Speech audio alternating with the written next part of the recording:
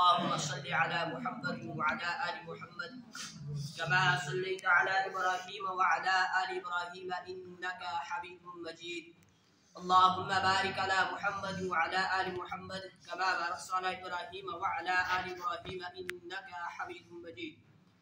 اللهم صل على محمد وعلى آل محمد كما صليت على إبراهيم وعلى آل إبراهيم إنك حميد مجيد. اللهم بارك على محمد وعلى آل محمد كما باركت على إبراهيم وعلى آل إبراهيم إنك حميد مجيد. اللهم صل على محمد وعلى آل محمد كما صليت على إبراهيم وعلى آل إبراهيم إنك حميد مجيد.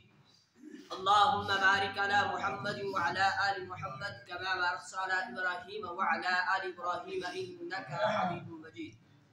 اللهم صل على سيدنا محمد وعلى آل سيدنا محمد وأصحاب سيدنا محمد وبارك وسلم عليه. إن الحمد لله نحمده ونستعينه ونستغفره ونؤمن به ونتوكل عليه ونعوذ بالله من شرور أنفسنا من سيئات أعمالنا من يهده الله فلا مضل له ومن يضلل فلا هادي له.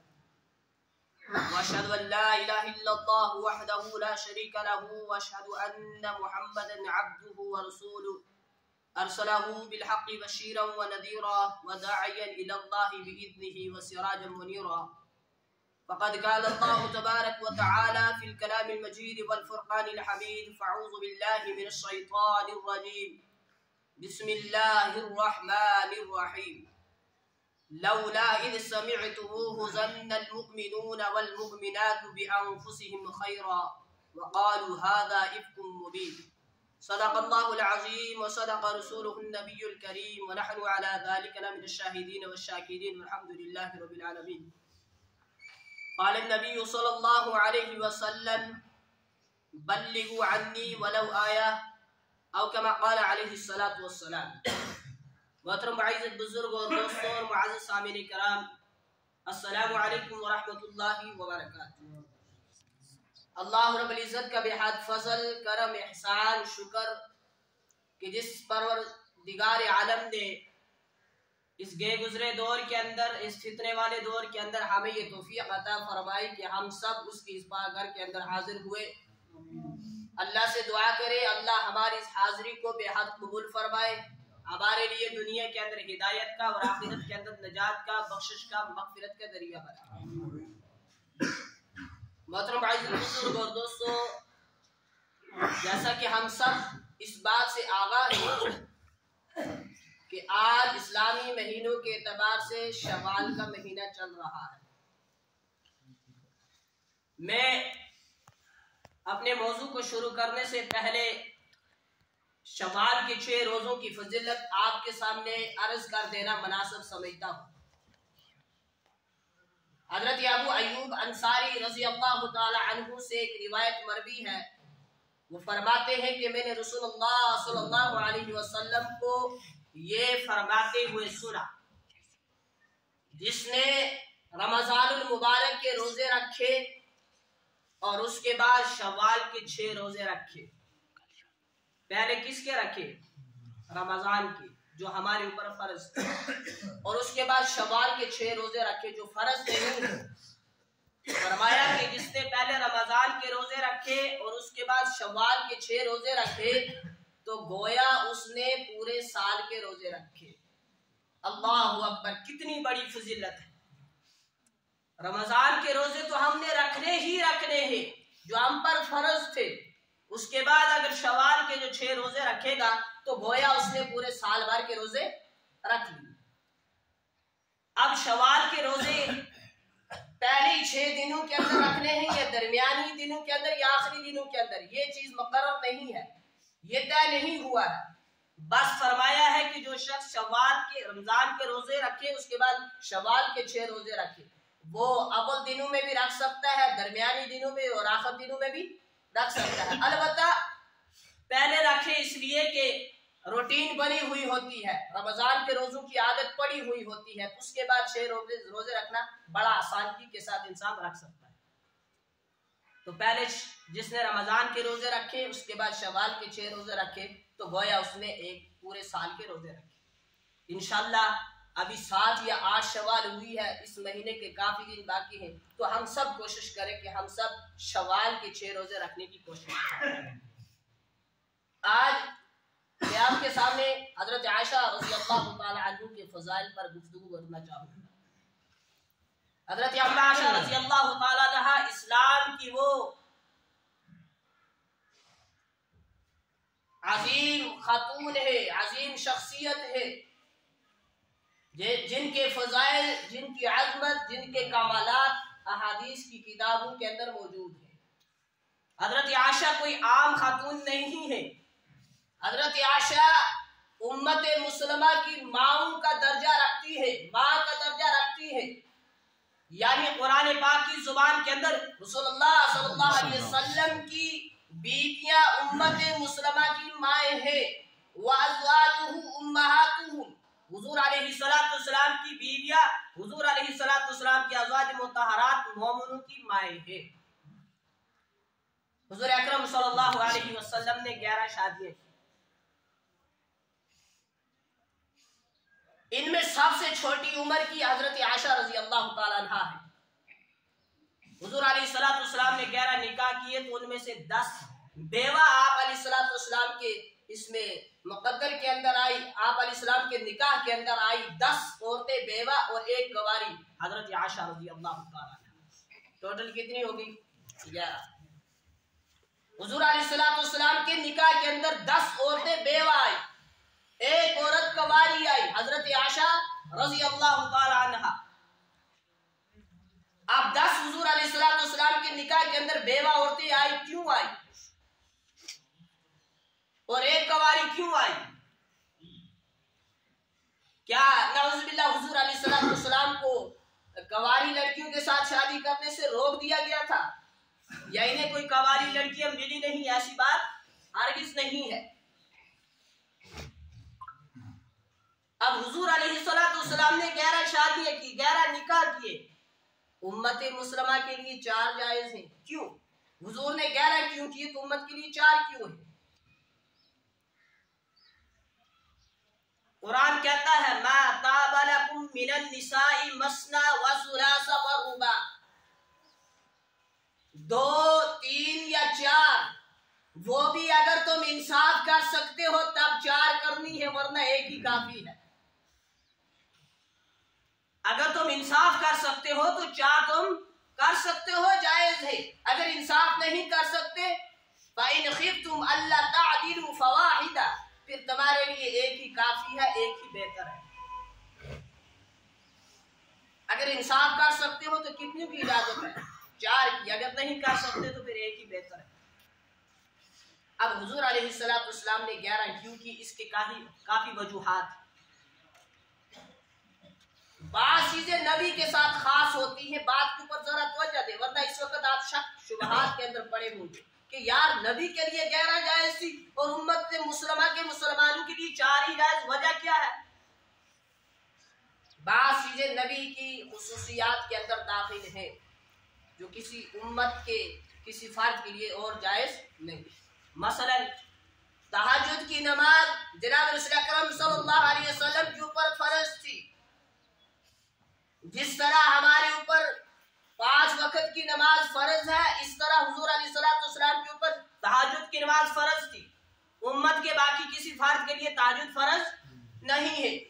دوسری بات، حضور اکرم صلی اللہ علیہ وسلم کے اوپر مسواک کرنا فرض تھی، امت کے کسی فرد کے لیے مسواک کرنا فرض نہیں بلکہ سنت ہے۔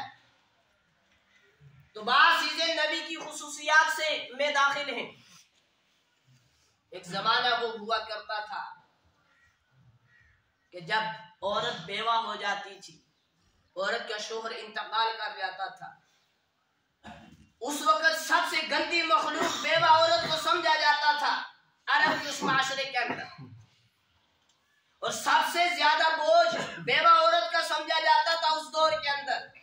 جب عورت کا شوہر انتقال ہو جاتا تو لوگ معاشرے کے اندر کہتے یہ عورت نحوس ہے، منحوس ہے، اس کی نحوست کی وجہ سے ہی اس کا شوہر مر گیا۔ اگر یہ نحوست والی نہ ہوتی، اگر یہ منحوس نہ ہوتی تو اس کا شوہر نہ مرتا۔ جب بھی عورت بیوہ ہو جاتی تھی اس معاشرے کے اندر، اس زمانے کے اندر عورت کو گھر سے باہر نکال دیتے تھے، عورت کو جنگل کے اندر باندھ دیتے تھے، وہ بیچاری تڑپ تڑپ کر مر جاتی تھی۔ عرب کا وہ معاشرہ اسے دوسری شادی کی اجازت نہیں دیتا تھا۔ حضور علیہ السلام نے ارشاد فرمایا، جس نے بیوہ عورت کا جو سہارا بنا، جس نے بیوہ عورت کی کفالت کی، اس کا حشر قیامت کے دن میرے ساتھ ہوگا۔ اس لیے بیوہ عورت کا سہارا بننا، بیوہ عورت کا آسرا بننا کوئی معمولی بات نہیں ہے، بڑے اعزاز کی بات ہے، بڑے اجر و ثواب کی بات ہے۔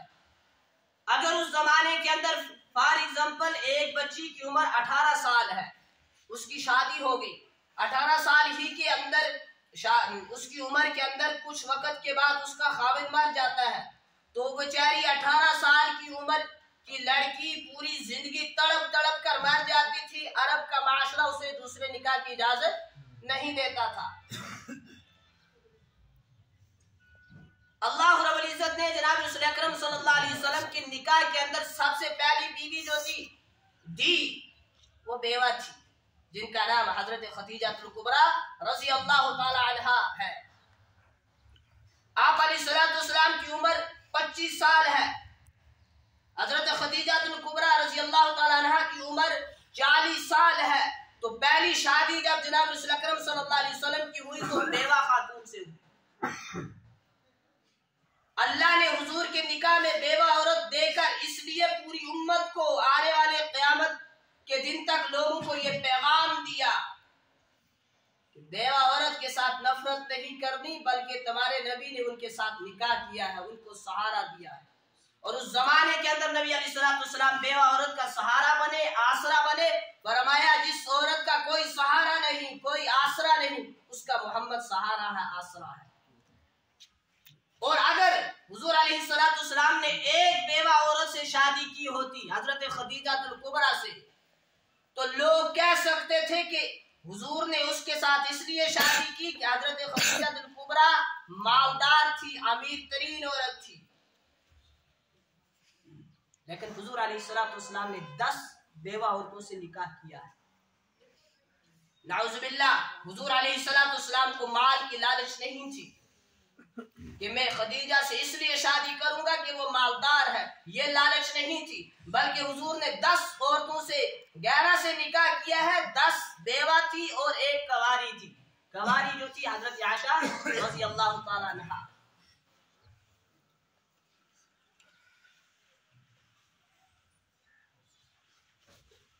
اب حضرت عائشہ رضی اللہ تعالی عنہا، اب دوسری بات، پہلی بات تو یہ ہوئی، دوسری بات یہ کہ جو عورت بیوہ ہو جاتی تھی اس کی ذہانیت، اس کی فقاہت کا وہ مظاہرہ نہیں کر سکتی تھی۔ کیوں؟ کہ جب اس کا خاوند فوت ہو جاتا تھا اس کے دماغ کے اوپر پریشانی آتی تھی، مصیبتیں آتی تھی، وہ پریشان ہوتی تھی۔ لیکن کواری کے ساتھ ایسا نہیں ہوتا تھا، وہ بیچاری بے فکر تھی۔ اس لیے حضور علیہ السلام کے گھر کے اندر جو دین تھا وہ دین قیامت تک آنے والے انسان تک پہنچانا تھا، اور اس انسان تک دین پہنچانے کے لیے کسی ایسی عورت کی ضرورت تھی جس کے ذہن کے اوپر ذرا برابر بھی پریشانی کا نام و نشان نہ ہو۔ تو اللہ رب العزت نے جناب رسول اکرم صلی اللہ علیہ وسلم کے لیے ایک ایسی عورت کا انتخاب فرمایا جس کا نام ہے حضرت عائشہ رضی اللہ تعالی عنہا۔ جب حضرت عائشہ رضی اللہ تعالی عنہا جناب رسول اکرم صلی اللہ علیہ وسلم کے نکاح میں آتی ہے تو اس وقت ان کی عمر 9 سال تھی۔ کتنے سال؟ 9 سال۔ بعض کہتے ہیں زیادہ تھی لیکن بخاری کے اندر 9 سال ہے۔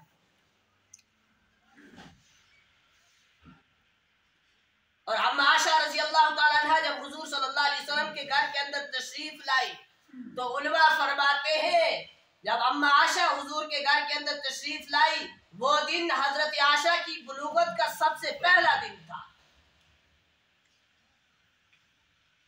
سب سے پہلا دن تھا اما عائشہ کی بلوغت کا وہ دن جب وہ آپ علیہ السلام کے گھر کے اندر تشریف لائے۔ جب اما عائشہ رضی اللہ تعالیٰ عنہا بلوغت کے اندر آتی ہے، ان سے پہلے اس کے بعد اگر کسی شخص کو دیکھتی ہے تو وہ اپنے شوہر جناب رسول اکرم صلی اللہ علیہ وسلم کو دیکھتی ہے، جن کی عصمت کی حفاظت اور جن کی حفاظت اللہ نے ایسے کی کہ اللہ نے ان کی صفائی کے اندر قرآن مجید کی آیتیں اتاری. اور جب بلوغت کے بعد اگر کائنات کے کسی مرد کو دیکھا تو سب سے پہلی نگاہ اپنے شوہر جناب رسول اکرم صلی اللہ علیہ وسلم کے اوپر ڈالی حضرت اما عائشہ رضی اللہ تعالیٰ عنہا نے.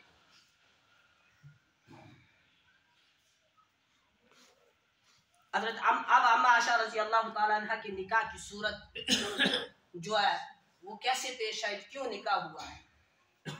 جب حضرت خدیجہ الکبریٰ رضی اللہ تعالیٰ عنہ کا انتقال ہو جاتا ہے، حضور علیہ الصلوۃ والسلام بڑے پریشان رہنے لگتے ہیں. ابو بکر دیکھتے ہیں کہ حضور علیہ الصلوۃ والسلام بڑے پریشان ہیں. پوچھا یا رسول اللہ صلی اللہ علیہ وسلم آپ کیوں پریشان ہیں؟ آپ علیہ السلام فرماتے ہیں خدیجہ الکبریٰ میری جو ہے بڑی ہی وفادار بیوی تھی، اس کی جدائی کا مجھے بہت بڑا دکھ ہے. ابو بکر دیکھتے ہیں حضور پریشان ہیں. اب ابو بکر کو حضور کی پریشانی دیکھی نہیں جا سکتی، اسی لیے تو بشارتیں آئی نا ابو بکر کے لیے.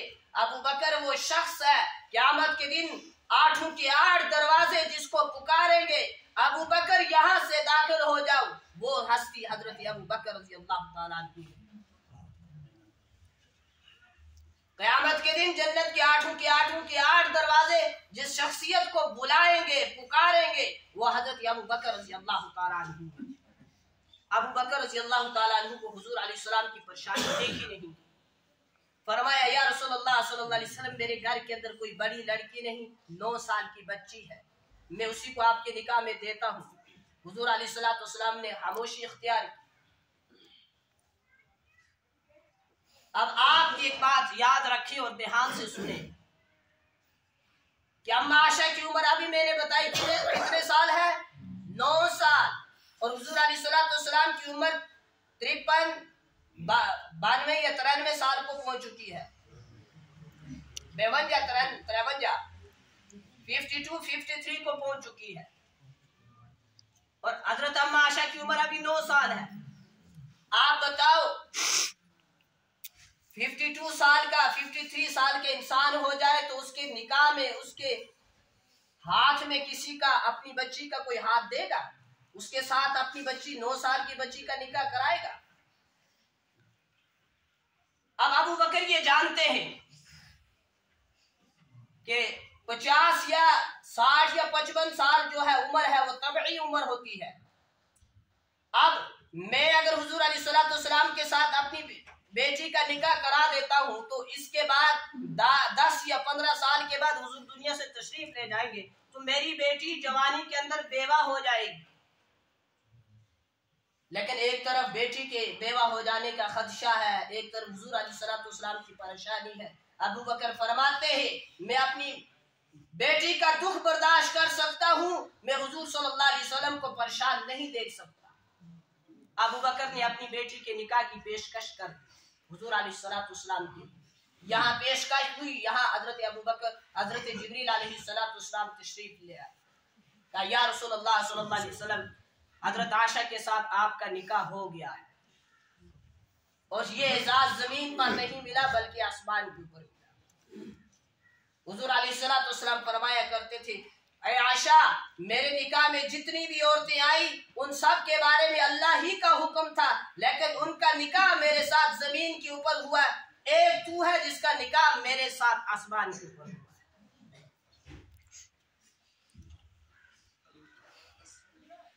حضرت اما عائشہ رضی اللہ تعالیٰ عنہ جب حضور کے یہاں تشریف لائی تو علماء فرماتے ہیں آدھا دین حضرات صحابہ رضوان اللہ تعالیٰ علیہ اجمعین سے امت تک پہنچا اور آدھا دین حضرت اما عائشہ رضی اللہ تعالیٰ عنہ سے امت تک پہنچا. حضرت اما عائشہ رضی اللہ تعالیٰ عنہ کی ذہانیت، فقاہت، علم بے مثال. حضرت امیر معاویہ رضی اللہ تعالیٰ عنہ نے ایک آدمی سے پوچھا بتاؤ اس وقت روئے زمین کے اوپر سب سے بڑا عالم کون ہے؟ اس شخص نے کہا حضرت آپ ہیں.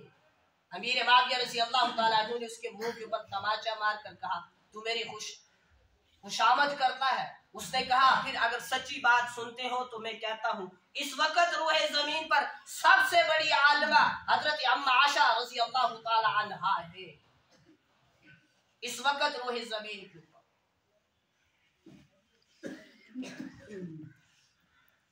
हजरत इसकी अम्मा आयशा रज़ी अल्लाह ताला अन्हा की इबादत कैसी थी।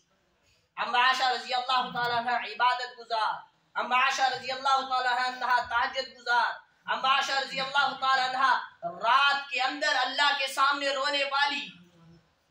इनके हजरत अब्दुल्लाह बिन जुबैर रज़ी अल्लाह ताला अन्हु मशहूर सहाबी हैं, 7वें खलीफा हैं। ये फरमाते हैं कि अम्मा आयशा मेरी सगी खाला है, मेरी सगी खाला है। एक मर्तबा भी उनसे मिलने गया, मुझे उनके साथ कोई बात करनी थी। तो रात का वक्त था, जब मैं गया तो मैंने देखा कि मेरी खाला जान नमाज पढ़ रही है। मैं तहज्जुद के वक्त गया तो मैंने देखा फिर भी नमाज ही के अंदर मशगूल है। फिर मैं तहज्जुद तक बैठा रहा, मैंने देखा फिर भी नमाज पढ़ रही है। कभी मैं देखता सजदे की हालत में है, कभी मैं देखता रुकू की हालत में है, कभी मैं देखता वमा की हालत में है, कभी जलसे की हालत में है, कभी क़याम की हालत में है। और जब फारग हुई तो मैंने अर्ज किया खाला जान आज आपने शायद नमाज लंबी कर। फरमाया मेरे ज़हन के अंदर कुरान मजीद की ये आयत आती थी, सूरह यासीन की आयत, वम्ताज़ुल यौम अय्युहल मुजरिमून, वम्ताज़ुल यौम अय्युहल मुजरिमून। क़यामत के दिन मुजरिमों से कहा जाएगा अलग हो जाओ, इन नेक बंदों से तुम अलग हो जाओ, इनके साथ तुम्हें खड़ा होने की इजाजत नहीं है। तो मेरे ज़हन के अंदर ये ख्याल आता था कहीं उनमें मेरा नाम ना हो, इसलिए मैं बार बार इस आयत को पढ़ती रही और सारी रात ये आयत पढ़ते पढ़ते रोते हुए मैंने गुजार।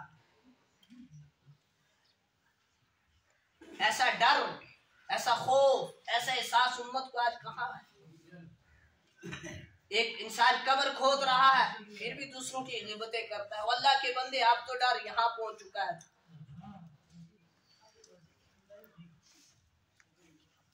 कहा मैंने पूरी रात इसलिए ये आज पढ़ती पढ़ती रोती हुई मैंने रात गुजार दी, कहीं उनके अंदर मेरा नाम ना आ जाए। सखावत कैसी थी हजरत अम्मा आयशा रज़ी अल्लाह ताला अन्हा की। हजरत अब्दुल्लाह बिन जुबैर रज़ी अल्लाह ताला अन्हु फरमाते हैं हजरत आयशा के यहाँ एक खजूरों का ढेर पड़ा हुआ था। उन्होंने अपनी लोंडी से कहा इस सारे को उठाकर अल्लाह की राह के अंदर खैरात करके आ जाओ। लोंडी ने सारा उठाया और खैरात कर दिया, खर्च कर दिया। शाम को अफ्तारी का वक्त हुआ, पूछा कुछ बाकी है, खजूरें हैं? तो कहा आप ही ने कहा था सारा खर्च कर दो, घर के अंदर कुछ बाकी ना रहे। तो कहा ठीक किया। इन्होंने पानी पर अफ्तार कर दिया।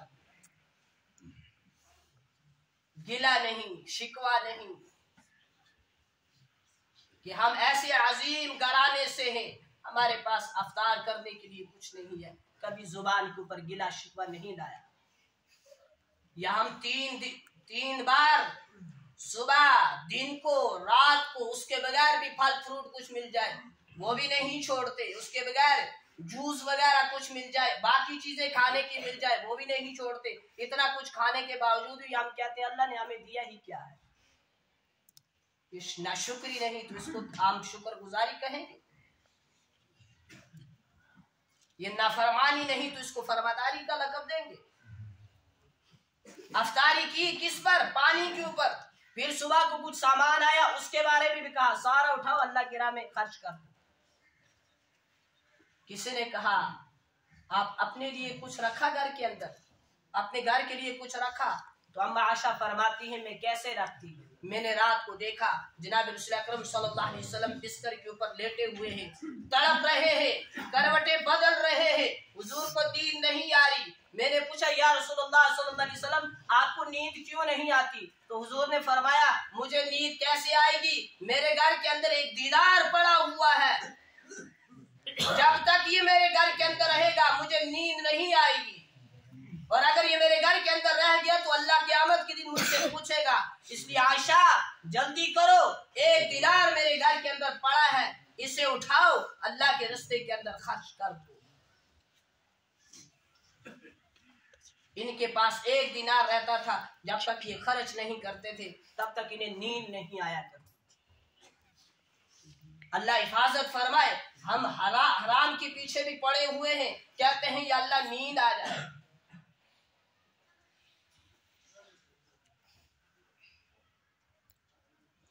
فرمایا میرے گھر کے اندر 1 دینار پڑا ہوا ہے، جب تک اسے خرچ نہیں کرو گی مجھے نیند نہیں آئے۔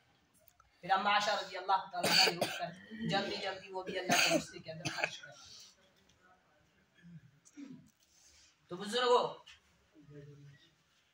اگر آج کی کسی عورت نے اور قیامت تک آنے والی کسی عورت نے اگر کسی عورت کے نقش قدم پر چلنا ہے، کسی کو آئیڈیل بنانا ہے، یا اما عائشہ رضی اللہ تعالیٰ عنہ کو بنائے یا حضرت فاطمہ الزہرا رضی اللہ تعالیٰ عنہ کو بنائے۔ حضرت فاطمہ الزہرا رضی اللہ تعالیٰ عنہ کے لباس کے اوپر سنا ہے یا کہیں پڑھا یا کسی سے سنا، بہتر پیوند لگے ہوئے تھے، ٹاکیاں جس وسیع آتے ہیں، تب بھی گلا نہیں، شکوہ نہیں، اور ساری رات حضرت عائشہ فاطمہ الزہرا رضی اللہ تعالیٰ عنہ سجدے کے اندر گزار دیتی تھی۔ پھر صبح کو کہتی تھی یا اللہ آپ نے رات اتنی چھوٹی بنائی کہ آپ کی بندی دل کھول کر سجدہ بھی نہ کر سکتی۔ ہماری عورتیں کیا جواب دیں گی اس کے سامنے قیامت کے لیے، جنہوں نے کسی اور کو آئیڈیل بنا دیا، جو کسی اور کے نقش قدم پر چل پڑی، ان کے پیچھے چل پڑی جن کی کوئی منزل ہی نہیں ہے، اللہ کی بنائی ہوئی دھرتی کو کے اوپر نافرمانیاں کرنا جن کا مقصد ہے، ان کے پیچھے پڑ گئی ہماری آج کی عورت۔ جناب رسول اکرم صلی اللہ علیہ وسلم نے 1400 سال پہلے ایک فرمان فرمایا تھا، ارشاد فرمایا تھا، میری امت کے اوپر ایسا وقت آئے گا، میری امت کی عورتیں لباس پہننے کے باوجود بھی ننگی ہوں گی۔ آج یہ وقت آ چکا ہے یا نہیں آیا؟ وہی وقت چل رہا ہے۔ اس زمانے کے اندر اس بات کو سمجھنا بڑا مشکل تھا کہ یار کپڑے بھی پہنے ہوئے ہیں، لباس بھی لگایا ہوا ہے، کسی نے ڈریس بھی لگایا ہوا ہے، اس کے باوجود ننگی کیسے نظر آئے گی؟ لیکن آج ہم نے اپنی آنکھوں سے دیکھ لیا۔ لیکن اس کے بڑے ذمہ دار پتہ ہے کون لوگ ہیں؟ جو ماں باپ اپنی بچی کو ایسا لباس لا کر دیتے۔ قیامت کے دن زیادہ اس پہننے والی بچی سے مجھے لگتا ہے اس کے ماں باپ سے پوچھوں کہ آپ نے ایسا لباس کیوں لا کر دیا تھا؟ آپ کے سامنے حضرت فاطمہ کی سیرت موجود نہیں تھی، حضرت عائشہ کی سیرت موجود نہیں تھی، حضرت زینب کی سیرت موجود نہیں تھی، ام کلثوم رقیہ کی سیرت موجود نہیں تھی، آپ نے اپنی بچی کو ایسا لباس کیوں پہنایا؟ بزرگوں، بسا اوقات آپ نے دیکھا ہوگا کہ ایک شخص ہے اول صف کا نمازی، چلے بھی رگ رہے ہیں سالوں سال، 3 دن بھی لگ رہے ہیں مہینہ در مہینہ، گشتوں کے اندر بھی جا رہا ہے، علماء کی مجالس بھی اٹینڈ کر رہا ہے، 5 وقت کا نمازی بھی ہے، اور پیچھے صف کے اندر نہیں اول صف کے اندر نماز پڑھنے والا ہے۔ لوگ اسے حاجی صاحب کا لقب بھی دیتے ہیں، بڑا نمازی متقی پرہیزگار بھی ہے، لیکن اس کی بچیوں کا لباس دیکھو تو انسان کہتا ہے زمین پھٹی اسی کے اندر دس جاؤ۔ دین کے نام پر شر۔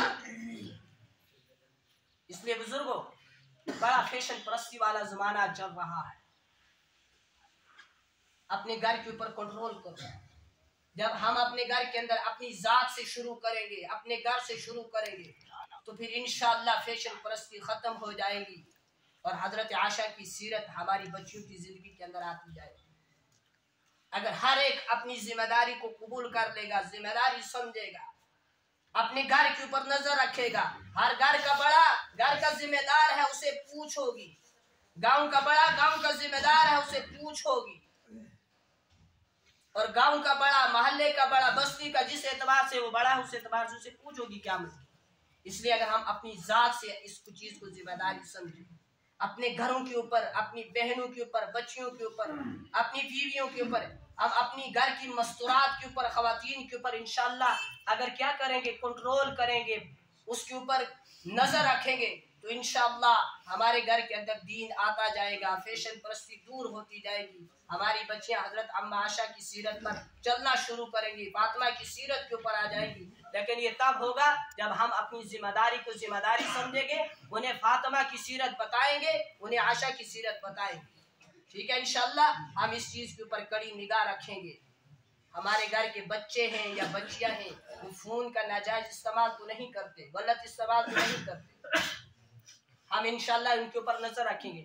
خیر، حضرت عائشہ رضی اللہ تعالیٰ عنہ کے بارے میں بہت بڑا موضوع ہے، میں نے مختصر کیا، انشاءاللہ آدھا ہی آپ کے سامنے عرض کیا، انشاءاللہ وقت کی کمی کی وجہ سے آدھا ہی عرض کر سکا، اس سے آگے انشاءاللہ اگلے جمعہ کو عرض کروں گا۔ بس گزارش یہی ہے بزرگوں، نہ سننا مقصد ہے، نہ کہنا مقصد ہے، مقصد عمل کرنا۔ اللہ رب العزت سے دعا ہے جو کہا گیا، جو سنا گیا، اللہ اس کو قبول فرمائے، ہم سب کو ان چند باتوں کے اوپر عمل کی توفیق نصیب فرمائے۔ وآخر دعوانا ان الحمد للہ رب العالمین۔